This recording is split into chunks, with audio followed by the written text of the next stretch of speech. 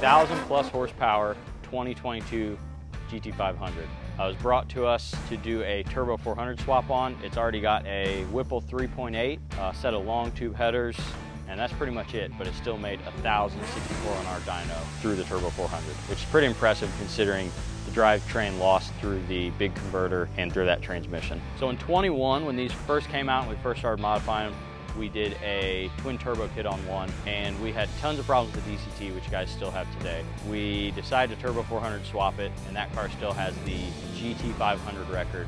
Stock bottom in, car never had the valve covers off. It was a super impressive car.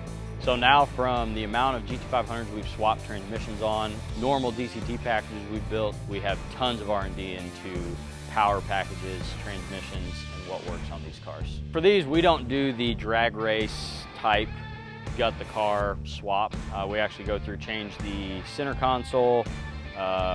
We can do multiple different shifters, but we try and make it look as factory as possible. If you're having problems with your DCT and you want it replaced with either a 6-speed manual or something like a turbo 400, give us a call. Also check out the rest of our builds. We have a Trans Am manual swap. We have a 68 fastback getting a Predator swap. We also have a Bullet build coming along and an S550. It's going to be a 6-speed twin turbo, and the owner wants to pin the gates shut.